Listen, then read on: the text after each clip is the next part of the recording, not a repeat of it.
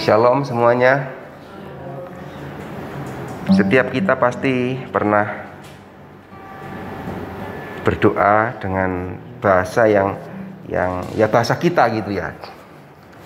Tapi mungkin kalau kita ingat ketika kita berdoa bersama-sama dalam satu kelompok atau persekutuan, pernah nggak kita ingat ada yang salah kata-katanya gitu, atau salah menyebutkan misalnya mau berdoa untuk sesuatu, misalnya bangsa dan negara, salah menyebut negara, salah menyebut nama kota, atau salah menyebut nama orang, itu pernah nggak?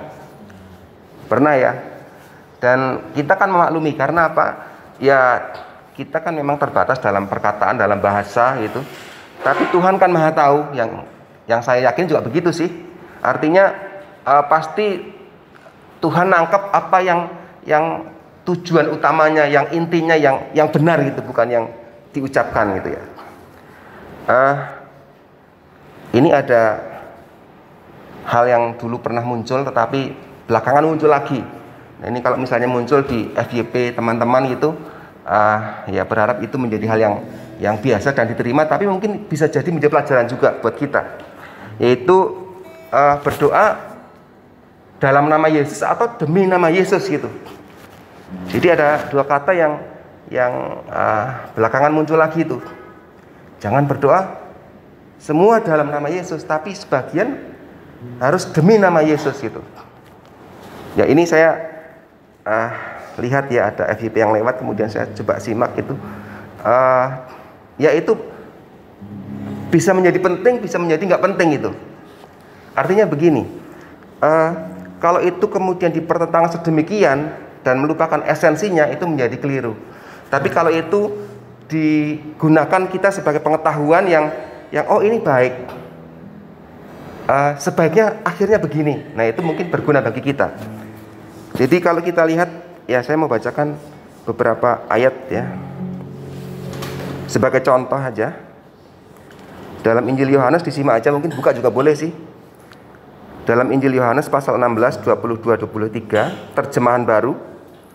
Dan pada hari itu kamu tidak akan menanyakan apa-apa kepadaku.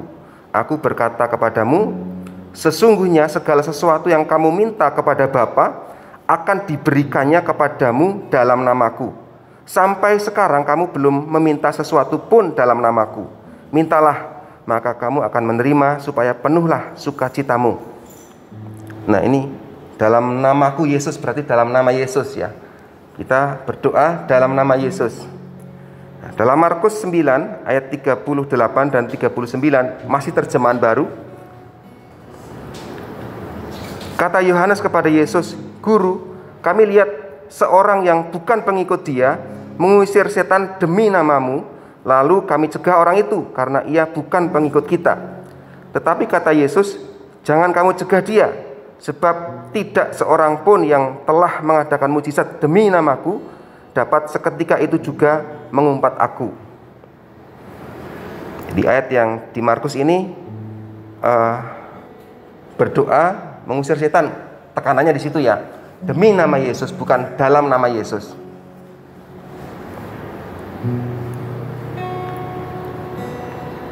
Kemudian saya coba melihat ya, kata dalam dan kata demi.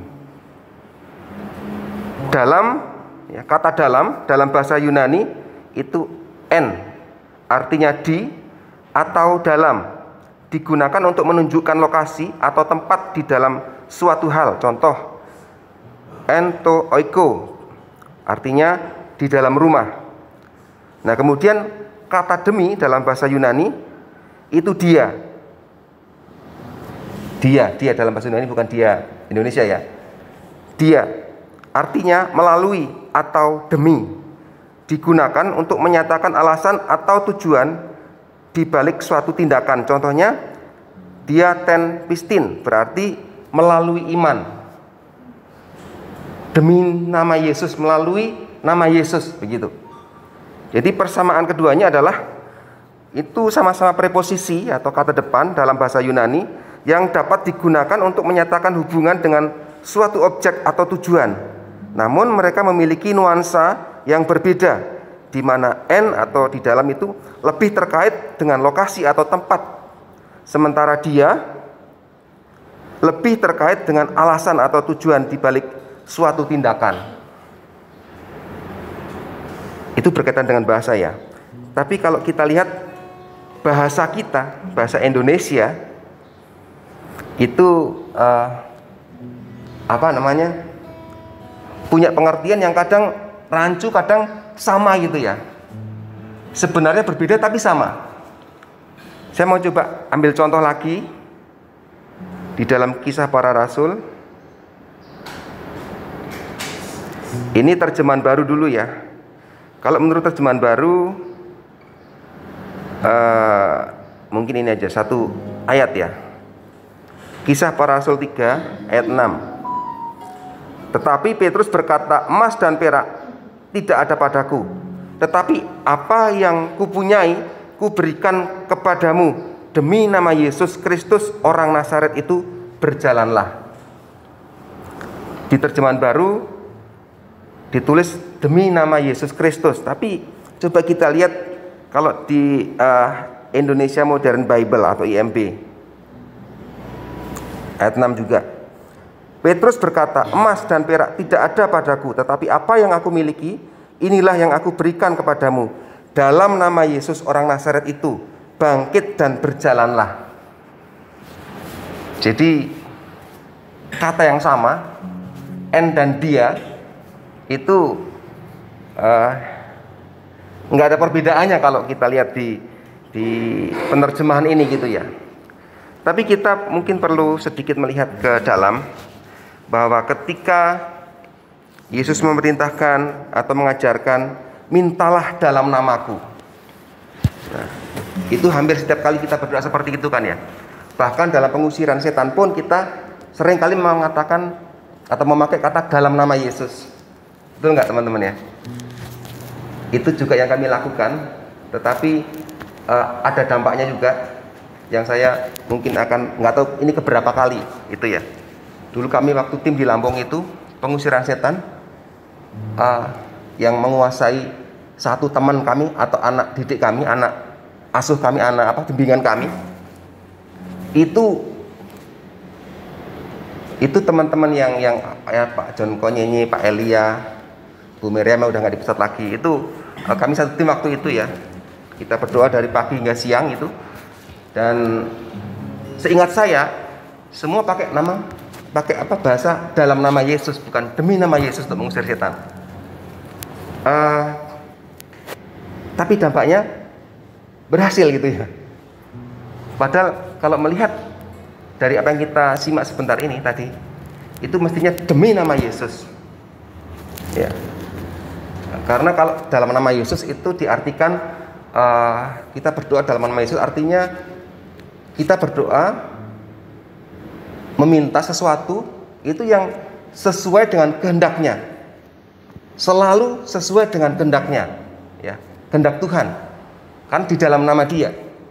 Tapi kalau demi nama Dia itu lebih ke tujuan untuk memuliakan. Bisa jadi itu nggak sesuai dengan kehendak Tuhan, tapi diizinkan Tuhan. Nah, kembali ke yang di Lampung ini ya. Seingat saya itu nggak ada yang pakai kata demi nama Yesus, tapi dalam nama Yesus. Tapi dilepaskan ya. Jadi anak ini dikuasai sebagian organ tubuhnya gitu ya oleh iblis. Karena analisis dokter, dia asma akut dan harus dioperasi. Mungkin ada yang masih ingat, saya minta maaf kalau saya mengulang lagi kesaksian ini gitu ya. Tapi itu nyata sekali gitu. Karena saksi hidupnya masih ada. Selain teman-teman kami yang mendoakan, orangnya juga masih ada gitu. Nah, itu masih zaman ada Pak Ren dulu, sudah periksa beberapa kali sampai akhirnya itu dokter memutuskan untuk operasi. Tapi suatu kali ketika manifestasi gitu ya, kita berdoa bersama-sama dan akhirnya singkatnya dilepaskan gitu ya. Waktu periksa tidak ada lagi itu penyakit asma dan di saluran tenggorokan yang harus dioperasi hilang sudah sama sekali gitu. Itu fakta yang Kalau saya cerita masih agak merinding juga gitu ya. Ingin sih terulang gitu ya, kalau ada pelayanan seperti itu, terlibat lagi gitu. Dan bukan lagi mungkin bahasanya tidak dalam nama Yesus, tapi demi nama Yesus gitu ya. Akan lebih dahsyat sepertinya seperti itu sih. Karena meskipun itu bukan kehendak Tuhan, tapi kan bisa Tuhan izinkan untuk sembuh gitu ya. Karena kesembuhan itu bisa demi nama Tuhan, untuk memuliakan Tuhan. Mungkin Tuhan nggak mau, tapi Tuhan bisa izinkan untuk sembuh untuk memuliakan Dia, gitu ya. Kan Tuhan izinkan kadang kita sakit, bahkan kalau kita lihat di Perjanjian Lama juga ada nabi yang sakit, ada raja yang sakit, ada bahkan Elisa sampai meninggalnya itu ya, Nabi Elisa yang luar biasa itu, dia juga sakit sampai meninggalnya.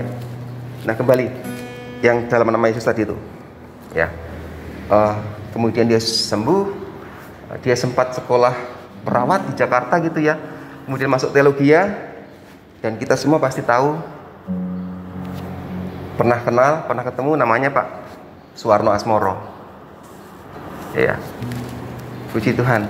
Tapi kembali kita ke sini ya, bahwa demi dan dalam itu mungkin bisa jadi buat kita tuh sama saja, nggak masalah gitu ya. Tapi kalau misalnya dengar ada yang sampai misalnya, oh dalam itu nggak boleh digunakan untuk ini, untuk itu, ya kalau kita udah ngerti boleh lah.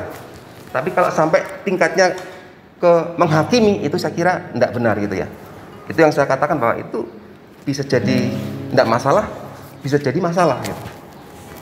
Tapi jika kita sudah mengerti, mungkin akan lebih baik saya katakan lebih baik kalau kita menggunakan kata yang lebih pas gitu ya.